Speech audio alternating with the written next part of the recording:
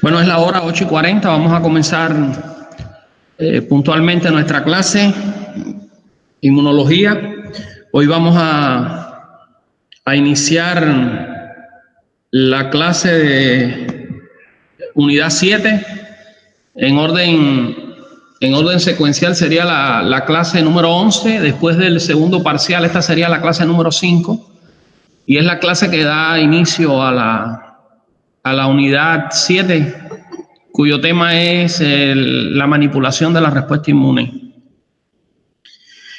Bueno, hay ya un precedente. Hemos analizado, hemos hecho una introducción al sistema inmunológico, hemos visto los componentes del sistema inmunológico, su importancia, hemos visto los distintos tipos de respuesta inmune. También hemos analizado cómo se produce la respuesta inmune ante determinadas enfermedades infectoparasitarias. Vimos otros elementos de la respuesta inmune, tanto celular como la respuesta inmune humoral. Analizamos el complemento, analizamos la inflamación, el proceso de inflamación aguda, inflamación crónica. Vimos medios de diagnóstico inmunológico, como en la inmunología contamos con herramientas para el diagnóstico, tanto medios de diagnóstico serológico para evaluar la inmunidad humoral, el estudio de antígenos y anticuerpos, y también nos adentramos en el diagnóstico de la inmunidad a través del estudio de la inmunidad celular. Bueno, ya teniendo como base cómo funciona el sistema inmunológico, cómo se produce la respuesta inmune y los distintos tipos de respuesta inmune.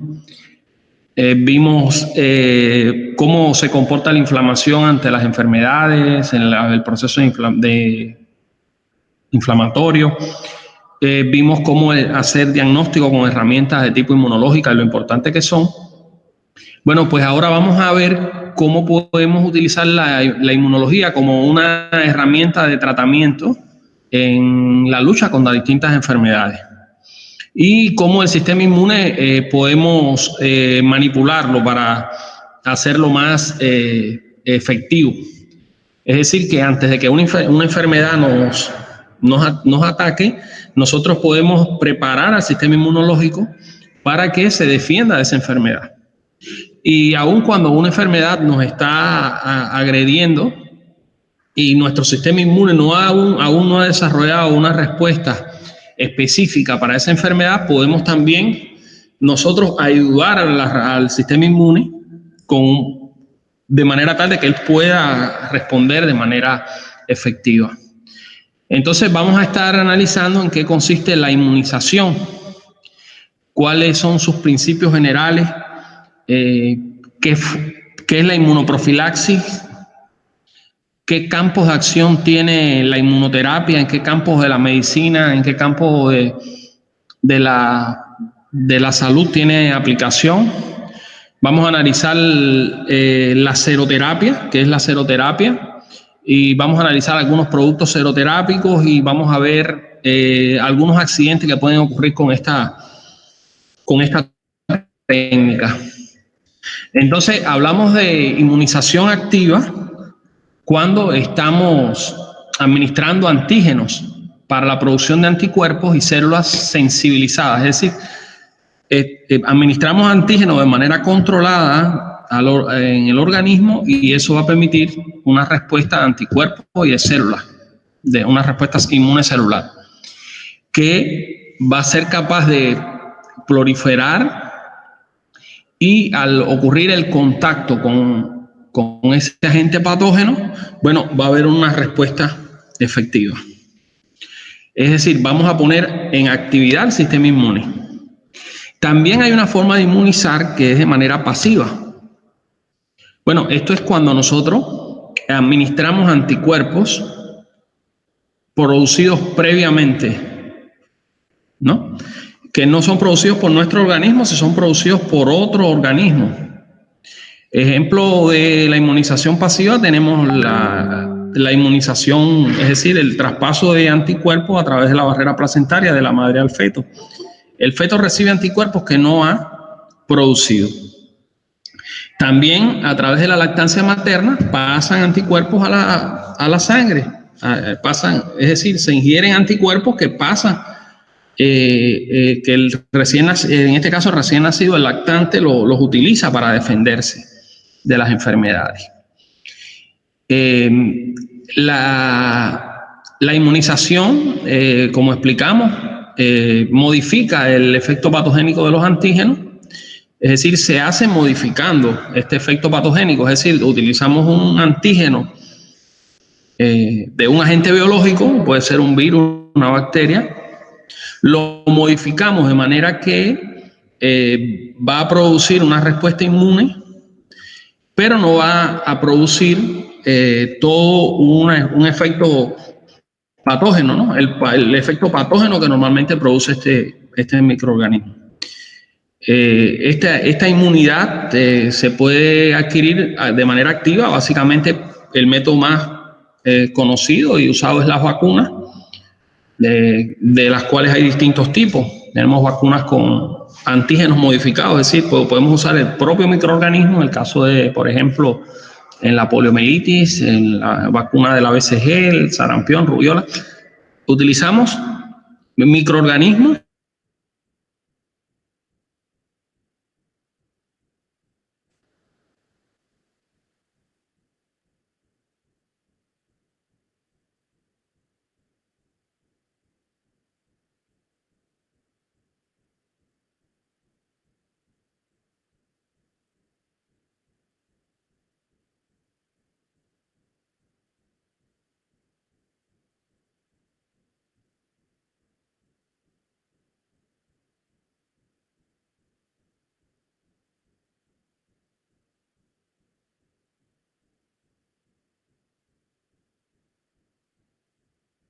y también se está utilizando ahora en el campo de, por ejemplo, de las enfermedades neoplásicas.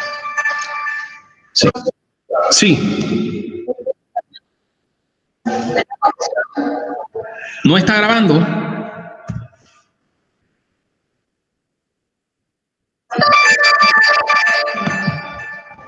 Vamos a revisar. Aquí está grabando, aquí dice que está grabando. ¿Había alguien pidiendo entrar a la clase? ¿Ustedes no ven mi pantalla? ¿No están viendo mi pantalla? Muy bien. Bien. Les agradezco. Alguna interrupción, por favor, me avisen, porque yo no tengo cómo saber si ustedes están escuchando o viendo la pantalla. Ayer sucedió que se nos fue la electricidad acá en la UCP y la clase se nos interrumpió. De todas maneras, estoy atento a mi WhatsApp. Bueno, continuamos entonces analizando, ¿no?, que la inmunización puede ser de manera activa o de manera pasiva y puede darse también de manera natural, diferenciando, ¿no? Por ejemplo, de manera natural, cuando el organismo como tal se expone a un agente patógeno, es decir, desarrolla una enfermedad y queda inmunizado.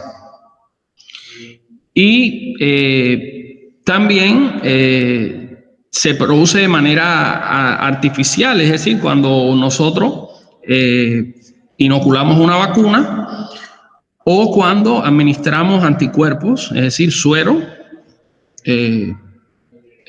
suero con anticuerpos, o pueden ser anticuerpos hasta de animales. Nosotros podemos utilizar, por ejemplo, anticuerpos producidos por animales con antídotos de veneno, con antitoxinas con determinadas enfermedades. Podemos usar anticuerpos humanizados, anticuerpos humanos de donantes y anticuerpos monoclonales, es decir, producidos por ingeniería genética. De manera entonces que hay toda una serie de herramientas, ¿no?, para la inmunización. Y vemos en este cuadro en qué consiste, ¿no?, la inmunidad activa, la inmunización activa y la inmunización pasiva. Y hay un detalle muy importante, es que nos demos cuenta de que, por ejemplo, la inmunidad activa, la producida por vacunas, o la producida naturalmente tras superar una infección, el organismo es el que va a producir los anticuerpos específicos y va a dejar memoria inmunológica. Es por eso que nos da una vez sarampión, una vez parotiditis, y no nos vuelve a repetir porque nosotros hemos quedado con una inmunidad, ¿no? Con memoria inmunológica, tanto de tipo humoral como también tenemos linfocitos T y linfocitos B sensibilizados contra ese antígeno. En cambio, en el caso de la inmunidad pasiva, su efecto es temporal. Recuerden que hay una inmunidad pasiva que recibimos de manera natural, por ejemplo, a través de la placenta o la lactancia materna. Y tenemos una inmunidad pasiva, una forma de inmunidad pasiva, que es la seroterapia, que vamos a hablar de ella más adelante.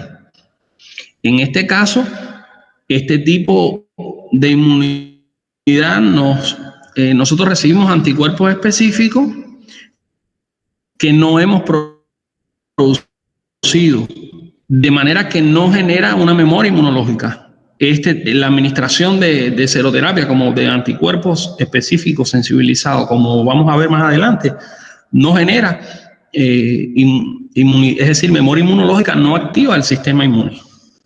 Entonces, tomamos en cuenta entonces que la inmunidad artificial activa básicamente se produce mediante la inoculación de vacunas, y vamos a ver cuáles son las características en esta unidad 7, cuáles son las características de las vacunas, qué elementos se tienen en cuenta en su elaboración. Vamos a estar analizando los tipos de vacunas, las ventajas, las desventajas, en qué enfermedades usarlas, calendarios de vacunación. Vamos a estar analizando cómo se planifica un calendario de vacunación. Bueno, ha sido esta situación de la pandemia nos ha permitido sacarle provecho a la inmunología. Imagino que ustedes han podido relacionar las cuestiones que están aprendiendo aquí en clase con toda la información que se está produciendo a raíz de la pandemia.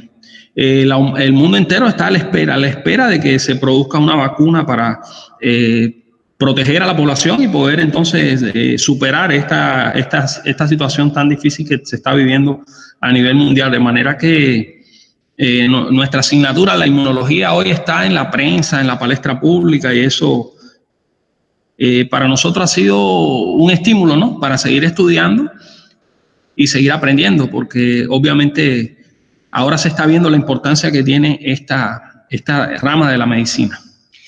Es muy importante, aquí les dejo esta slide para que tomen en cuenta la diferencia entre el término vacunación e inmunización. Inmunización es un resultado potencial de la vacunación, es decir, es la activación del sistema inmune. En cambio, la vacunación es un evento que induce la inmunización, es decir, no confundir estos términos, ¿no? Es muy importante que se pueda aclarar este punto. Y el objetivo de la inmunización activa básicamente es adquirir memoria inmunológica. Nos interesa la memoria inmunológica para cuando nosotros nos expongamos a un antígeno, a una enfermedad. Por ejemplo, pongamos el caso del SARS-CoV-2, el virus que produce la COVID-19. Bueno, si nosotros tuviéramos la posibilidad de vacunarnos, ahora estaríamos más tranquilos, porque inmediatamente desarrollaríamos una respuesta inmune de anticuerpos y una respuesta inmune celular que nos protegería para cuando ese virus ingresara en nuestro organismo. Entonces, es muy importante este medio. Ha salvado millones de vidas desde que fue creada la vacunación, y su propósito es, bueno, su objetivo, desencadenar la respuesta inmunitaria adaptativa para que desarrolle una inmunidad protectora y memoria inmunológica. Hablando ahora de lo que es la inmunidad artificial pasiva. Bueno, como mencionamos anteriormente, es otra forma de conferir inmunidad. Cuando estamos ante determinadas circunstancias médicas y queremos salvar la vida de un paciente que no ha desarrollado una inmunidad específica, que requiere de una respuesta inmune humoral de anticuerpos específicos, una respuesta para neutralizar virus, bacterias, toxinas de bacterias. Bueno, entonces, desde hace mucho tiempo, los médicos utilizan esta práctica. Es muy interesante que la administración de anticuerpos sensibilizados para enfermedades infecciosas se comenzó a utilizar antes que los antibióticos. Es decir, el primer antibiótico, la penicilina, comenzó a usar alrededor del año 1940.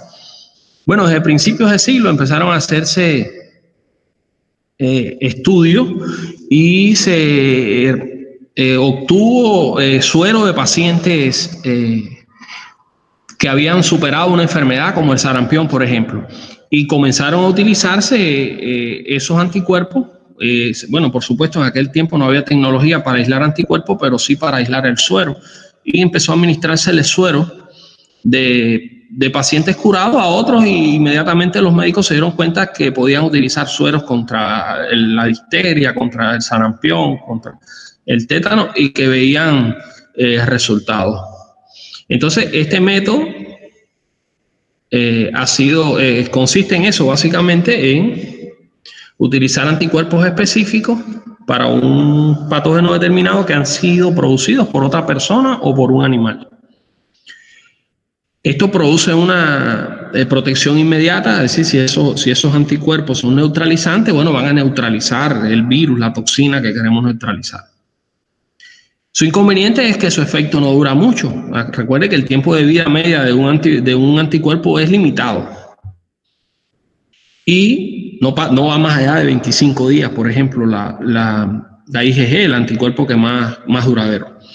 En el caso de la inmunización, de esta inmunización artificial pasiva, se administran anticuerpos de dos formas: utilizando el suero o utilizando anticuerpos aislados ya previamente. Es decir, utilizamos antisueros que contienen anticuerpos específicos, todo el suero, o utilizamos un preparado a base de gamma-globulinas, que vamos a ver cómo funciona en la práctica. Los primeros creadores de este método fueron Emil von Behring y de Saburo Kitasato. Ellos obtuvieron el Premio Nobel de Medicina en la primera década del siglo pasado por sus estudios con seroterapia, con la administración de anticuerpos. Esto, ¿en qué casos está justificado? ¿En qué casos es más útil y práctico utilizar anticuerpos o antisueros? En caso de pacientes con deficiencias inmunitarias, que tienen inmunidad, es decir, inmunodeficiencias ya primarias o adquiridas, y también cuando, por ejemplo, en el caso de los venenos, de las picaduras de serpiente, escorpión. En este caso, bueno, obviamente no va a haber tiempo de dar una respuesta inmune específica, porque esto puede en muy poco tiempo producir la muerte. Entonces, existe anticuerpos contra el veneno de serpiente, los antídotos conocidos, y neutralizan el veneno y salvan vidas. También en enfermedades bacterianas, virales, graves, que los pacientes están en estado grave, bueno, utilizamos también la inmunización pasiva. Es decir, que es toda una herramienta a considerar. Aquí vemos, por ejemplo, algunos agentes comunes de inmunización pasiva.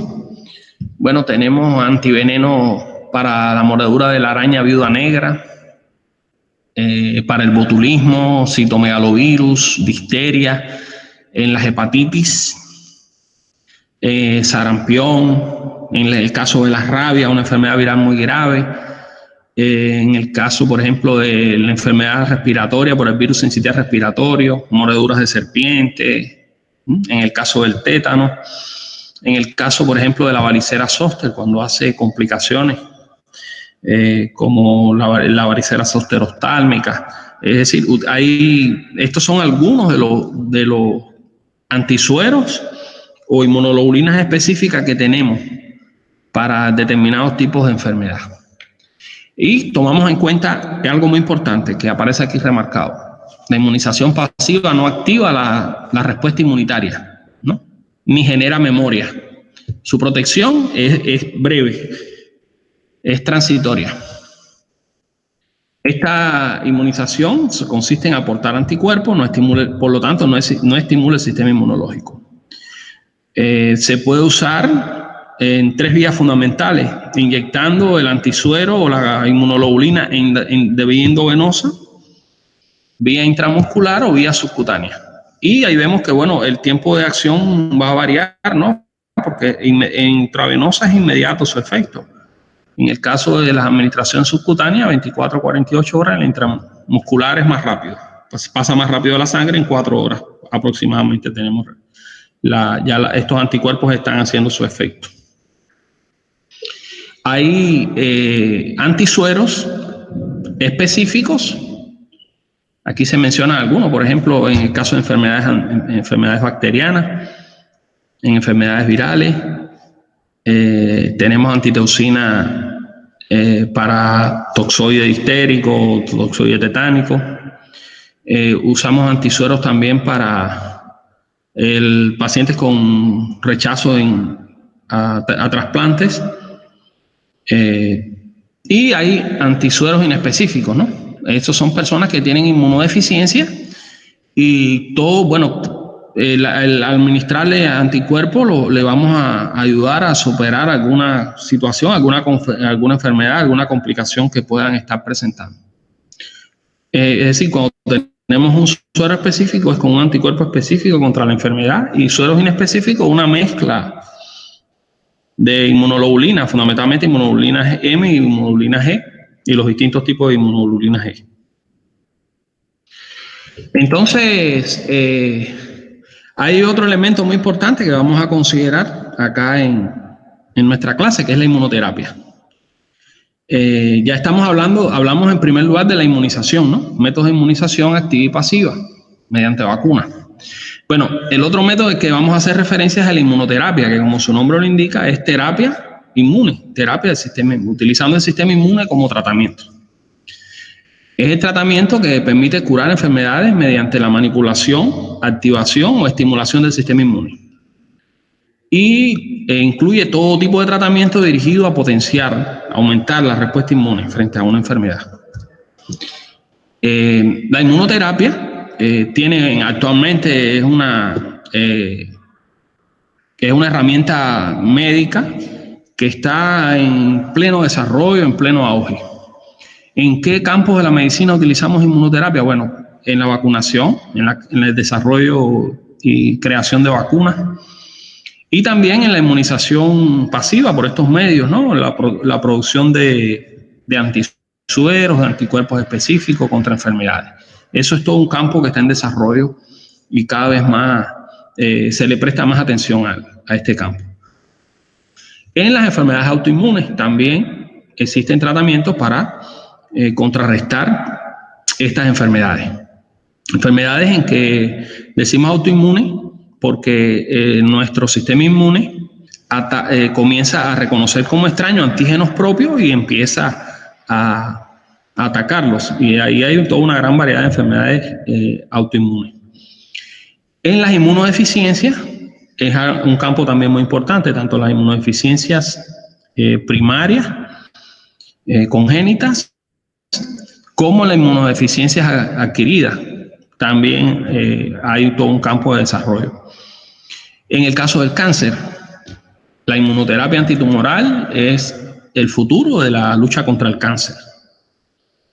Y hay todo un proceso, ¿no?, de investigación y desarrollo de métodos de inmunoterapia. Por cierto que al final de la clase de esta unidad, es decir, al final de esta unidad vamos a desarrollar una clase específica para hablar de la terapia antitumoral. También un campo muy importante es en el tratamiento de las alergias. Bueno, la inmunoterapia de las alergias es un campo novedoso, un campo de mucho desarrollo. Y también en el campo de la trasplantología, también se están desarrollando métodos de inmunoterapia para contrarrestar el rechazo a trasplante. De manera que, viéndolo así, es verdaderamente muy importante y vital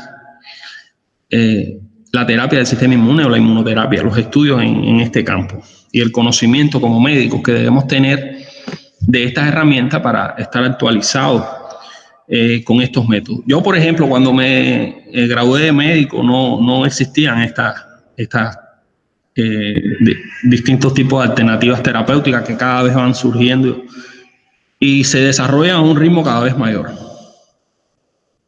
Bueno, la inmunoterapia, podemos clasificar la inmunoterapia inespecífica, es decir, manipulamos la respuesta inmune y va a producir un resultado. Por ejemplo, fíjese usted, la vacuna de BCG, bacilo de Campbell.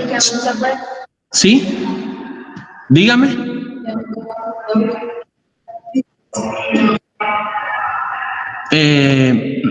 No escuché, por favor, repita. Sí. Ya le voy a dar acceso ya.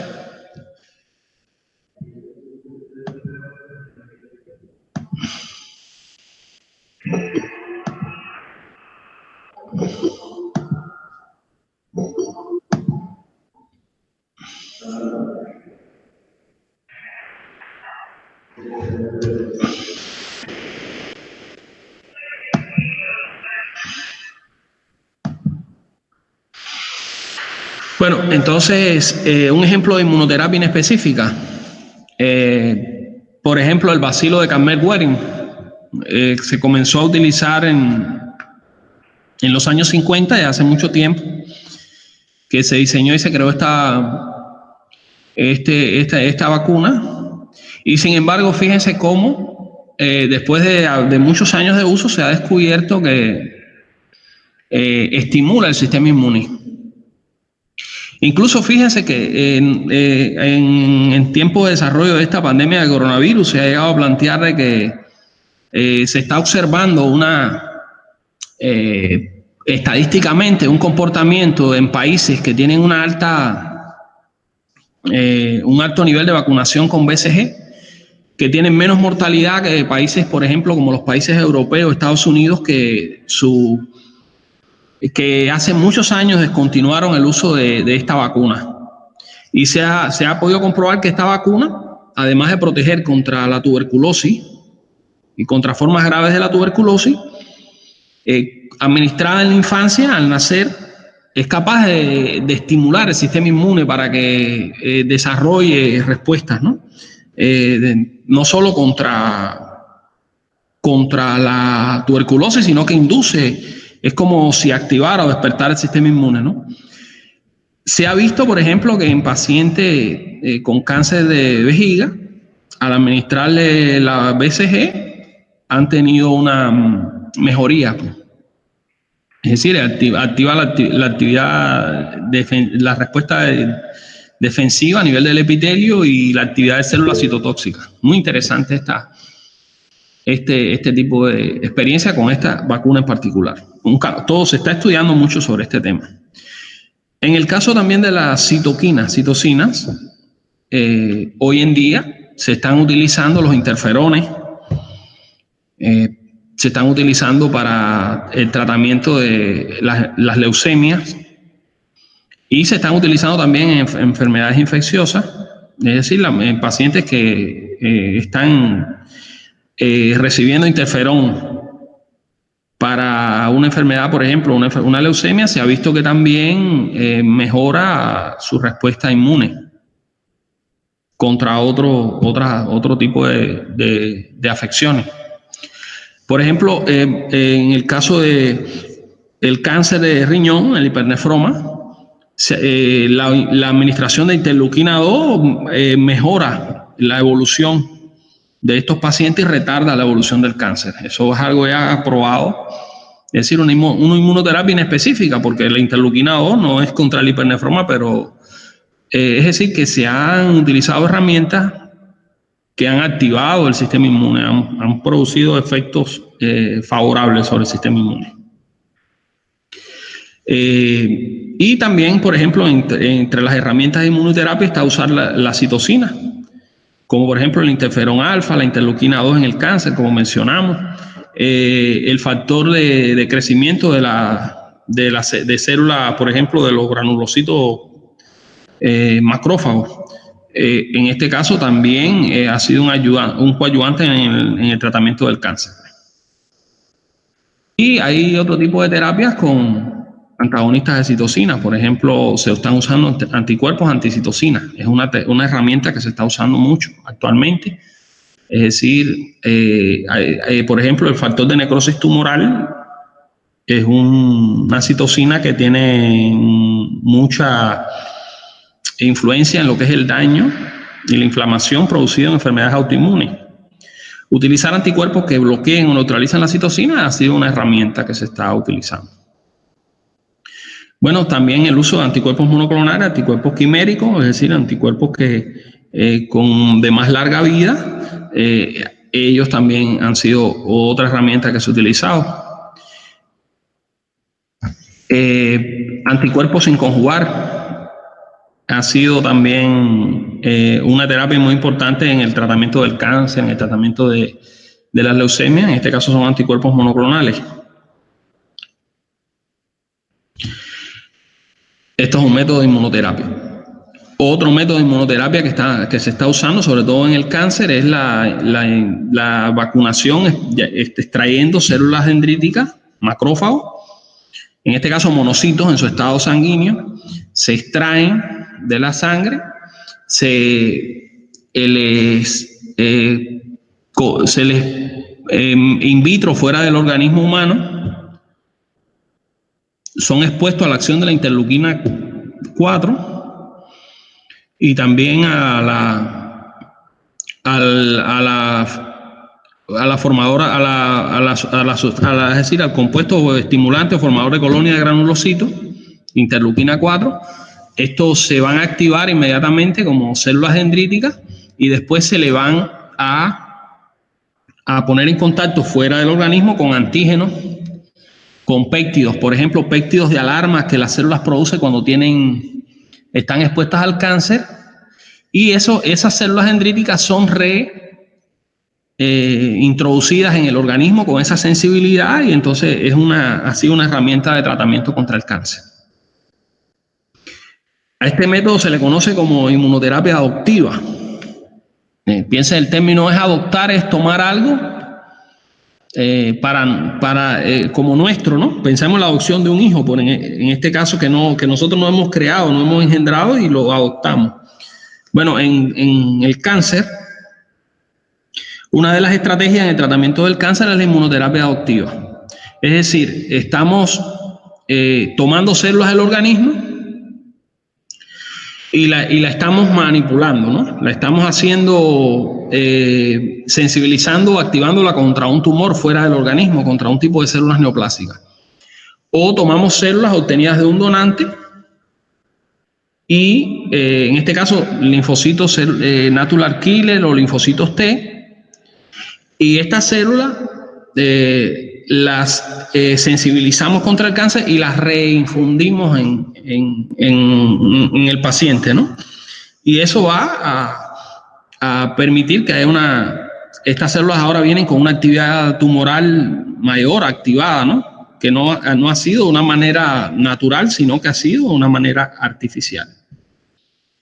Y también hay anticuerpos, en este caso anticuerpos monoclonales o anticuerpos de donantes que inmunizados frente a un tumor, que también los administramos como método de tratamiento. Es decir, a este tipo de tratamiento, utilizar anticuerpos, células de un donante que están sensibilizadas contra tumores, lo conocemos como inmunoterapia adoptiva.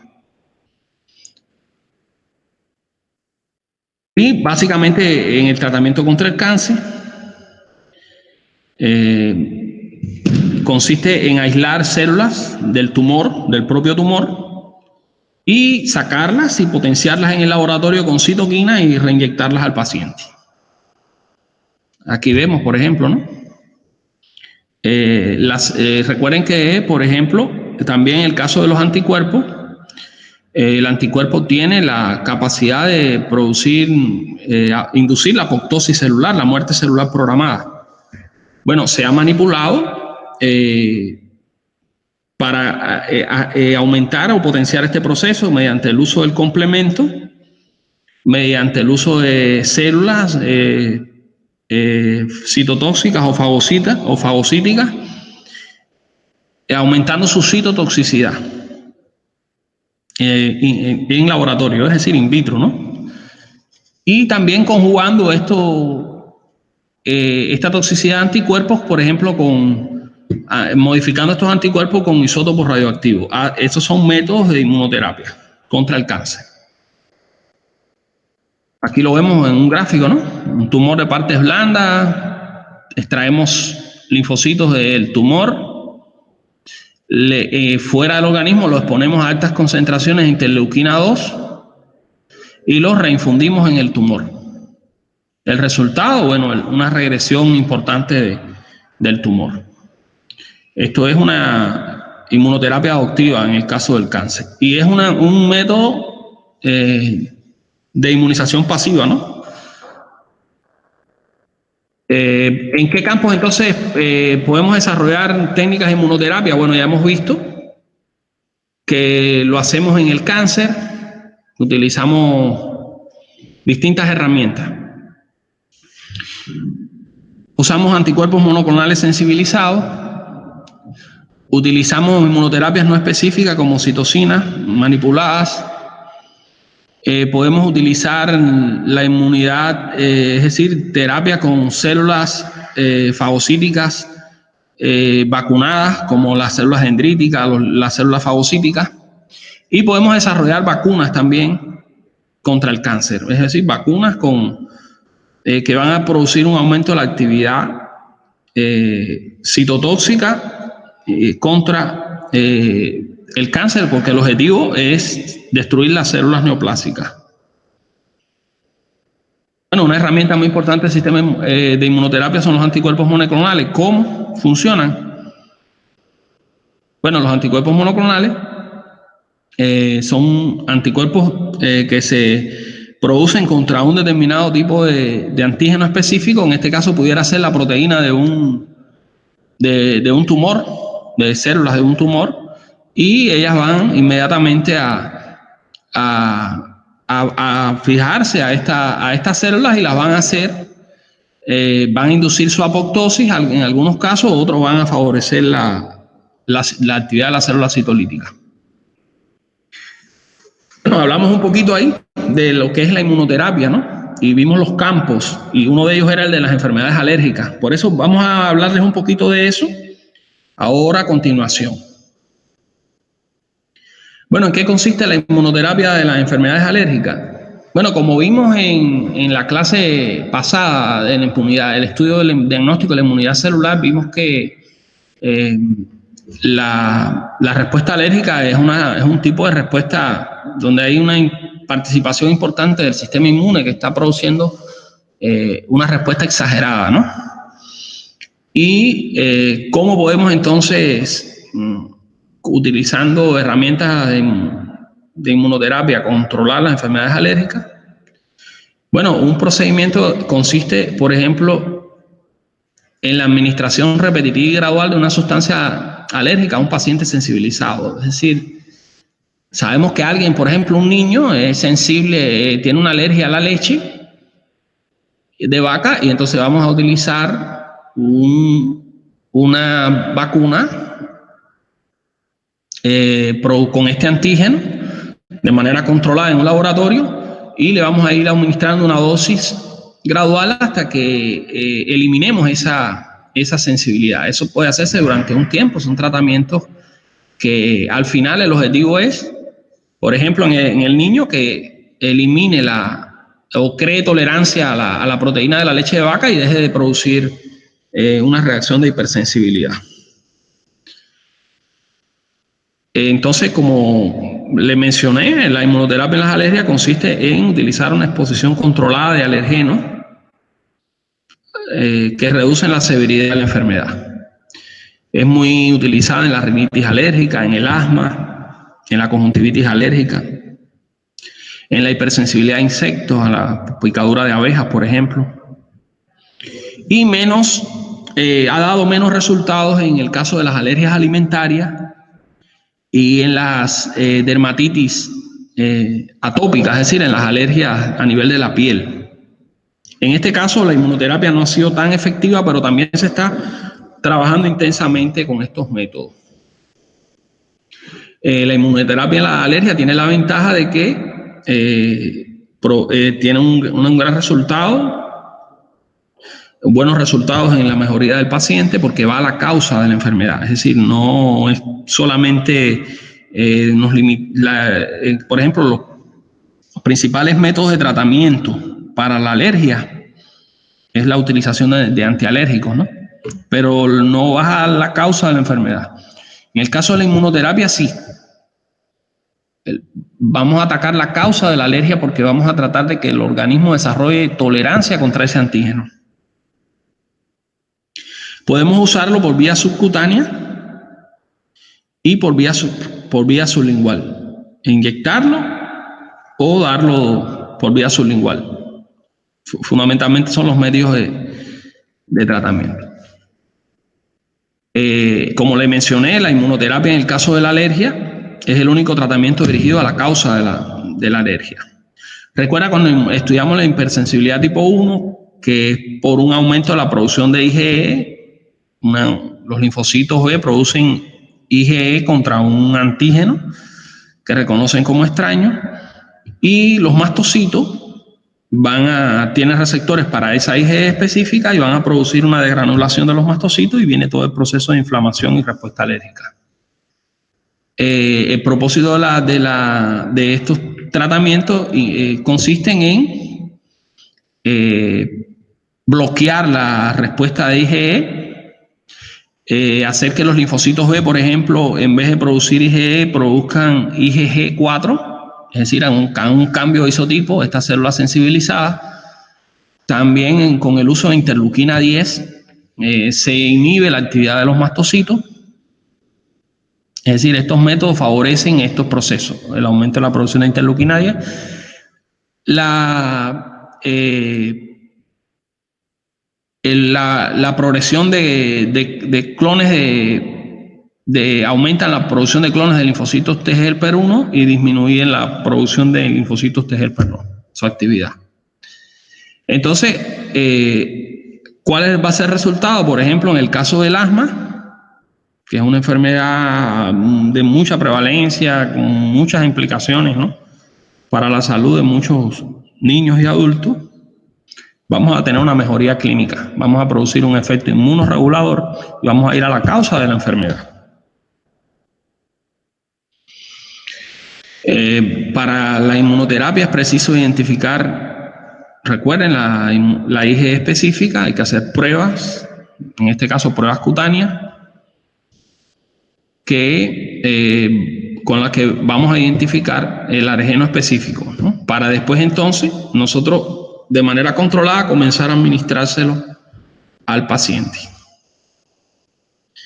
Las pruebas cutáneas de hipersensibilidad son las que nos van a dar resultados para después nosotros realizar estudios inmunológicos para la detección de la IgE específica, ¿no? La inmunoterapia está indicada en el tratamiento de la rinitis, de la conjuntivitis alérgica, sobre todo en el caso de las alergias al polen, esta partícula que elimina las flores. Hay árboles que florecen en determinados lugares en el mundo y emiten una gran cantidad de polen. Ese polen afecta a las personas en gran manera.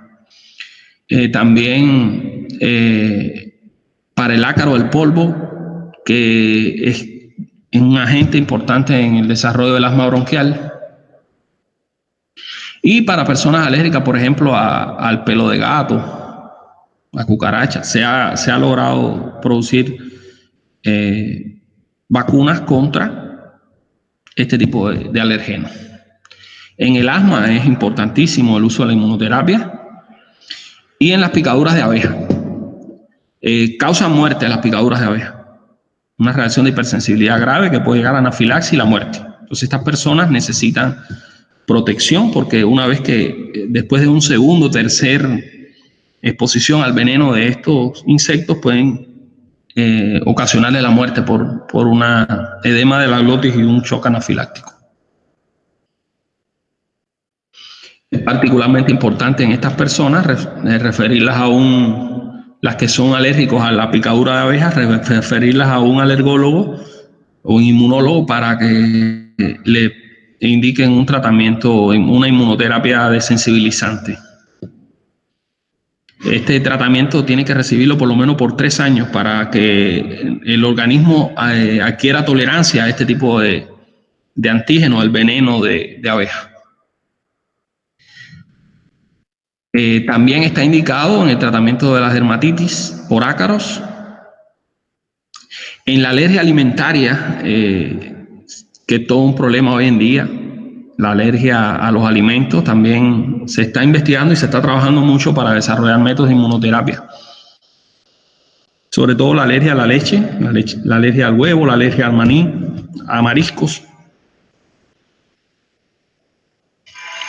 En el caso de la urticaria, las enfermedades alérgicas de la piel sí se requiere más estudios porque no se ha logrado éxito, como en el caso de las enfermedades de las alergias respiratorias.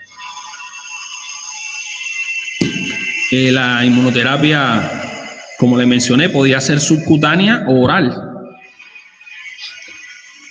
En el caso de la inmunoterapia subcutánea, bueno, tiene mayores riesgos y debe ser realizada por un médico en un ambiente seguro donde haya cómo inmediatamente tratar un accidente, ¿no?, que pueda ocurrir o pueda producir una reacción anafiláctica, y en ese caso, bueno, tendríamos que tener todas las medidas a mano para atender al paciente y ayudarlo a que pueda sobrevivir de una anafilaxia. Por eso es que tiene contraindicaciones la inmunoterapia en algunas situaciones como el asma mal controlada, en cardiopatías graves, en el embarazo, que hay todo cambios inmunológicos. Y en el caso de la inmunoterapia sublingual, que es por vía sublingual, es una buena alternativa a la inmunoterapia en el tratamiento de la rinitis y del asma. Y siguen desarrollándose métodos en el caso de la dermatitis, la alergia a alimentos, la alergia al látex y al veneno de insectos.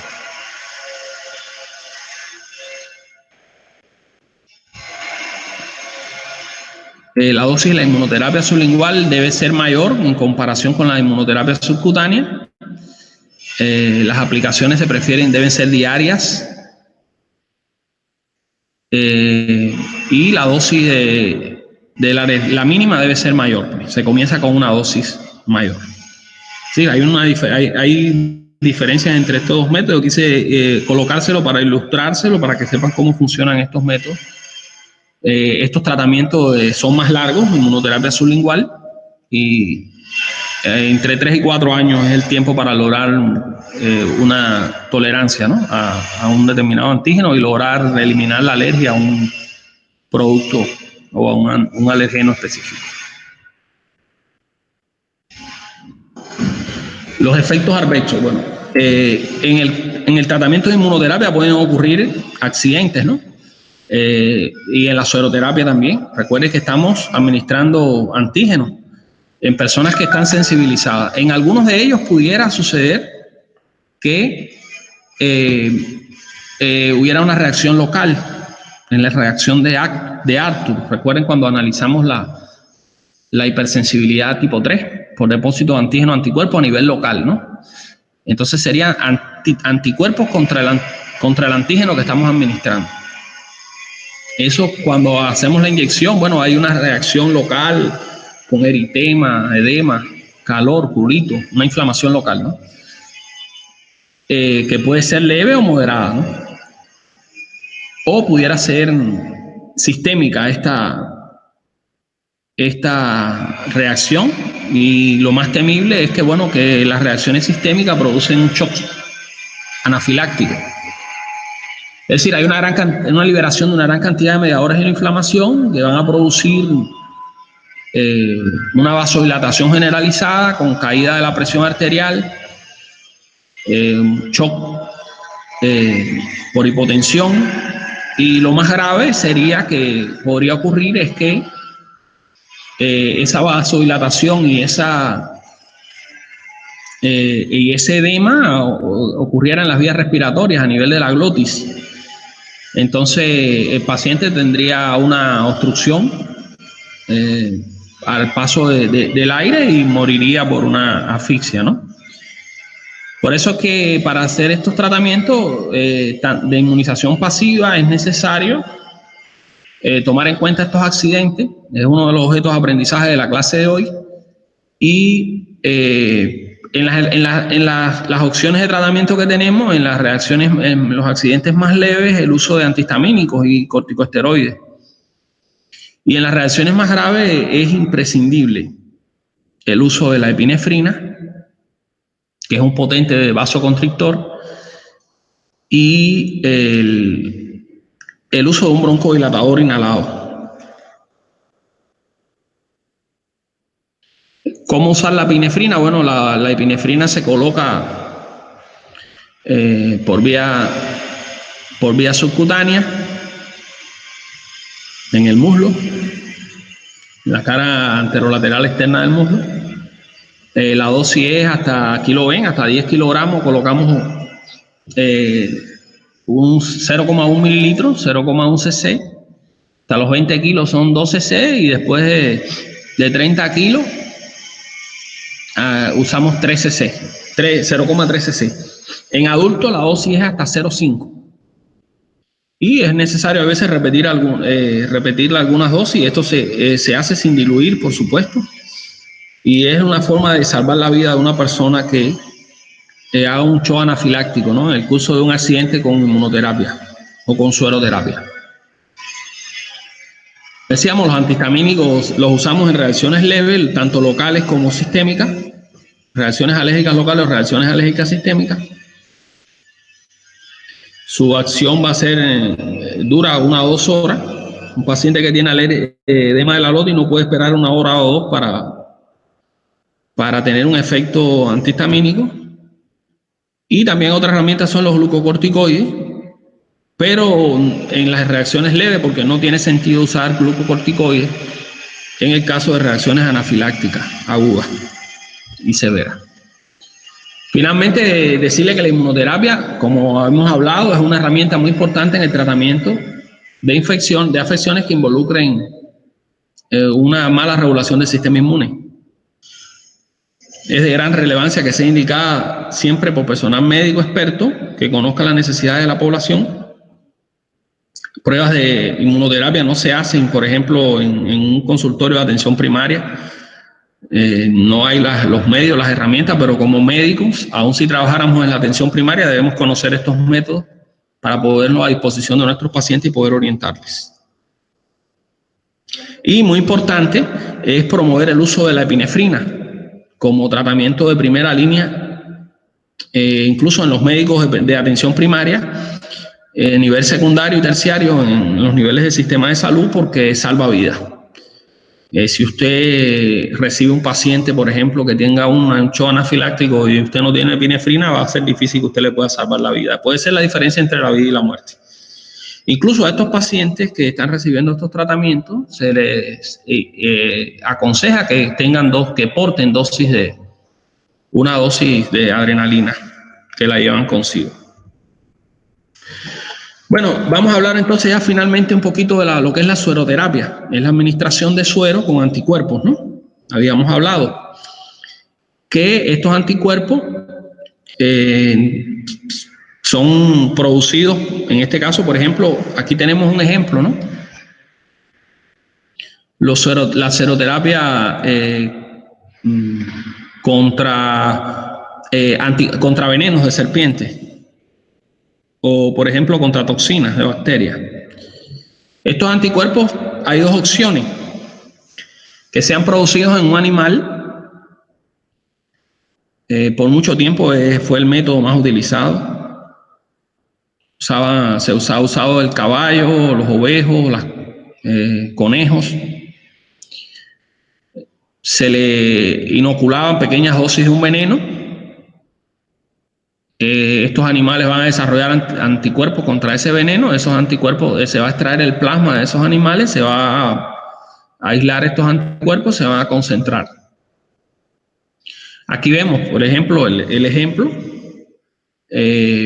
una célula que está expuesta a un antígeno, en este caso a un veneno o a una toxina, inmediatamente sufre, ¿no?, los efectos, ya sea citolisis de la célula, inflamación, ¿no?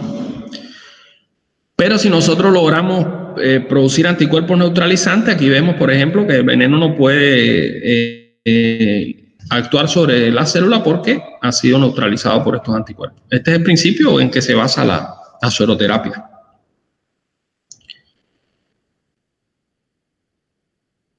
En la administración de anticuerpos específicos o inespecíficos, con el fin de desarrollar una respuesta inmune protectora rápida y de corta duración. No va a estimular el aparato inmunológico, pero va a salvar la vida, por ejemplo, en situaciones de urgencia como las que ya analizamos. Aquí lo vemos, por ejemplo, hay anticuerpos homólogos y heterólogos. Los homólogos son humanos, ¿no? Anticuerpos producidos por donantes humanos.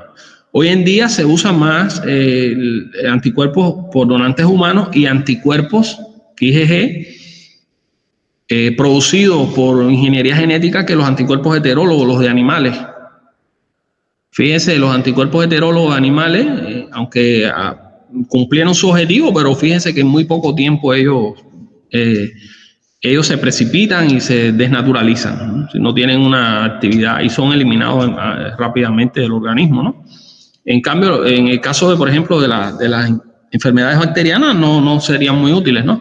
Sin embargo, los anticuerpos homólogos tienen mayor duración.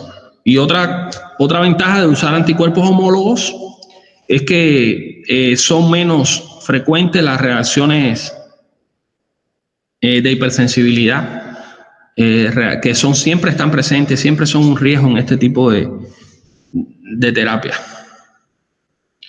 Aquí vemos una comparación entre la inmunoterapia con vacunas y con sueros. En el caso con las vacunas, está compuesta por antígenos y los sueros por anticuerpos. Las vacunas tienen especificidad y los sueros tienen especificidad si son específicos, porque hay sueros inespecíficos que se producen también. Las vacunas van a activar el sistema inmunológico, como ya lo mencionamos, y van a desarrollar memoria inmunológica, tanto humoral como celular. En cambio, los sueros no van a tener esta capacidad, ¿no?, de activar el sistema inmunológico. Van a producir memoria las vacunas, los sueros no. En las vacunas la respuesta es más lenta, tarda más tiempo en desarrollarse, y en los sueros no es una respuesta es decir, es rápida la respuesta, una respuesta muy rápida, pero no deja memoria, pero es muy rápida. La vacuna produce una protección larga que puede durar meses, años o toda la vida. En cambio, los anticuerpos es una duración corta de apenas unos días. Reacciones de hipersensibilidad, sí, en las vacunas pueden ocurrir, más que todo con los elementos que son añadidos a las vacunas, los coadyuvantes, y en los antisueros también pueden ocurrir en la fracción FAC, en la cadena pesada de estos anticuerpos, la fracción cristalizable es donde suelen ocurrir las reacciones de hipersensibilidad, anticuerpos contra esos anticuerpos, entre esas fracciones FAC. Las vacunas se usan de modo profiláctico, en cambio los sueros se utilizan como terapéuticos. básicamente. Profiláctico y terapéutico, tienen los dos usos. Es decir, que es bueno contar con las dos herramientas, ¿verdad?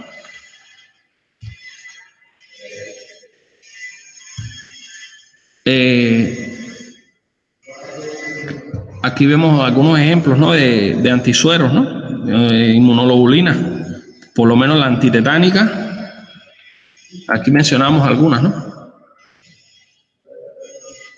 Aquí vemos la antitetánica, el suero antitetánico, el suero antihistérico, uno de los primeros que se comenzaron a utilizar contra esta toxina cuando estas enfermedades eran un azote, no había vacunas contra ellas. Hoy en día son menos frecuentes, pues. Hoy es muy raro encontrar tétano, encontrar difteria. Hay campañas de vacunación y ya estas enfermedades prácticamente su prevalencia es baja. Pero sí siguen siendo un problema los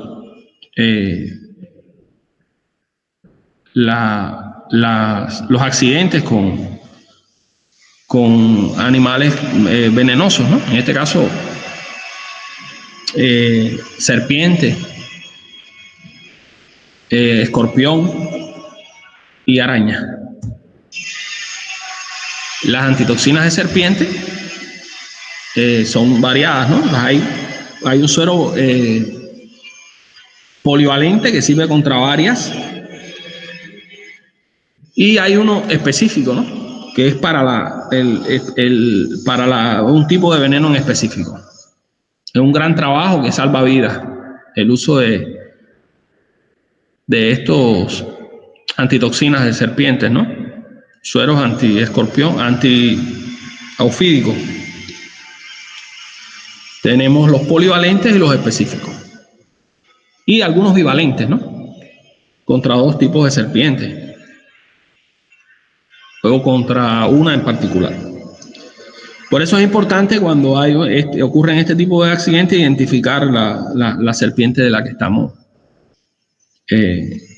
hemos sido mordidos. Recordarles que en estas reacciones puede producirse reacciones adversas de tipo alérgica,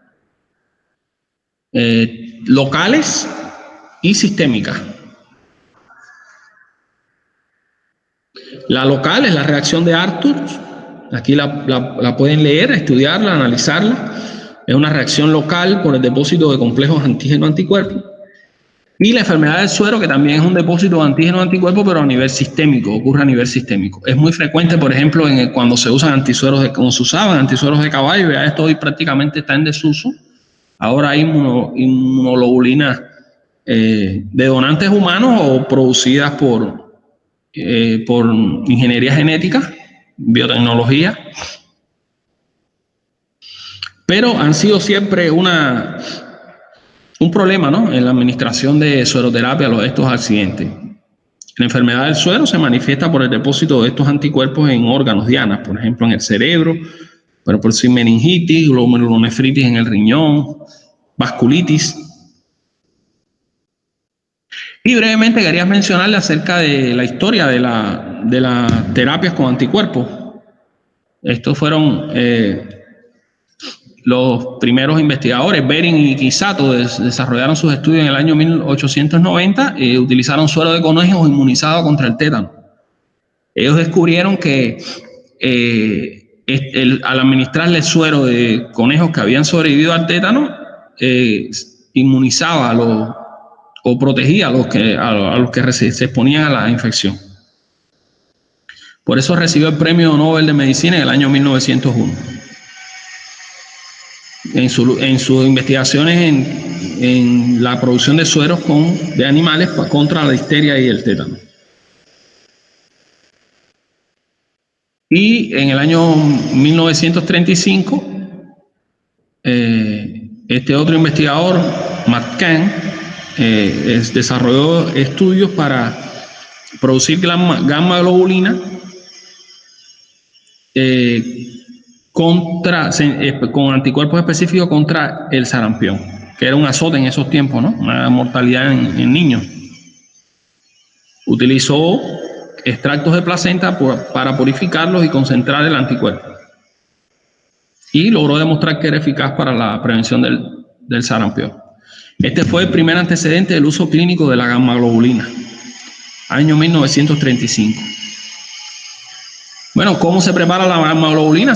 Un producto obtenido del plasma humano, procedente de donantes sanos que contienen inmunoglobulina de distintos isotipos, se purifica y se van a obtener trazas específicas, por ejemplo, de IgA, de IgM o de IgG. A partir de 1950, la composición ha sido mejorada en pureza y se le comenzó a quitar, es decir, preservantes y coadyuvantes, en este caso sales, azúcares. Esto disminuyó la producción de reacciones adversas y mejoró la especificidad y pureza de los anticuerpos monoclonales. Posteriormente, se continuó el desarrollo de esta tecnología por métodos inmunológicos y se comenzaron a desarrollar inmunoglobulinas específicas para la hepatitis B, la hepatitis C, el VIH, lográndose toda una serie de alternativas terapéuticas, ¿no? De las inmunoglobulinas de uso intravenoso, en este caso ya más purificadas, para infecciones, para inmunodeficiencias, para enfermedades autoinmunes y para otro tipo de procesos. En las infecciones, por ejemplo, se ha logrado con el uso de la inmunoglobulina el tratamiento de pacientes con infecciones graves, por ejemplo, en organismos, en bacterias y microorganismos como el Clostridium difficile, que es una bacteria intrahospitalaria que tiene una gran mortalidad, o en la infección, por ejemplo, por el virus sincitial respiratorio, grave en los niños, o también en la profilaxis del sarampión en pacientes inmunodeprimidos. En la infección por enfermedades estafilocóxicas, hemos avanzado en la inmunología, ¿no? El tratamiento de estos shocks sépticos.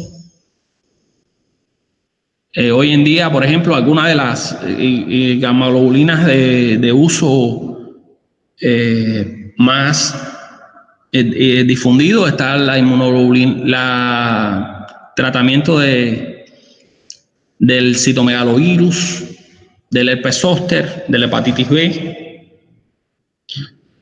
Por ejemplo, en el caso de la hepatitis B, al recién nacido, un hijo de madre con infección por hepatitis B, se le puede administrar la inmunoglobulina y los resultados son muy buenos. También se produce la vacuna contra la rabia, que es un problema de salud en muchos lugares, una enfermedad con una alta mortalidad. Aquí están los productos que hoy en día se utilizan. Está el uso de la gamma-globulina anti-RH para y su inmunización RH en el recién nacido, la causa de anemia hemolítica en el recién nacido, la cual se aplica detrás del parto, inmediatamente después del parto, ¿no? Y se sigue utilizando la inmunoglobulina antitetánica, ya más purificada. Ya no se trata de un suero, sino un anticuerpo ya purificado para prevenir las infecciones en casos graves. También ha disminuido mucho por la vacunación, ¿no? Aquí vemos cuáles son algunas de las indicaciones aprobadas por la Federación de Drogas y Alimentos de los Estados Unidos, en qué tipo de condiciones o enfermedades se utiliza la inmunoglobulina. Aquí vemos algunas de las inmunoglobulinas que están hoy en el mercado disponibles. Es muy importante conocerla para que en un futuro, de seguro, va a ser una herramienta terapéutica en muchas enfermedades.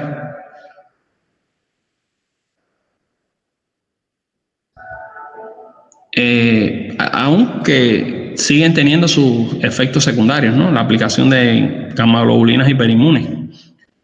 Pero generalmente son efectos, no llegan a la anafilaxia, son efectos generalmente controlables y manejables. Entonces, hasta aquí nuestra clase. Les agradezco su asistencia. Hoy no les voy a colocar el ejercicio, vamos a analizar todo el contenido de la unidad 7 y al final le colocamos unos ejercicios de la unidad 7. Les agradezco a todos por su paciencia, su atención y ya pueden reportar su asistencia por el chat y pueden ya ir abandonando la clase.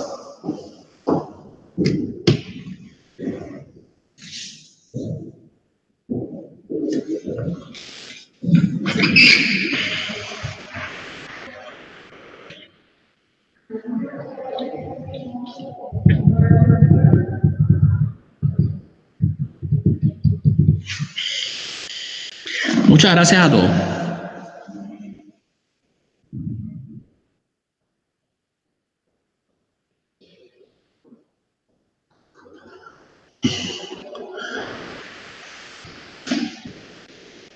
Los que no lo han hecho ya pueden ir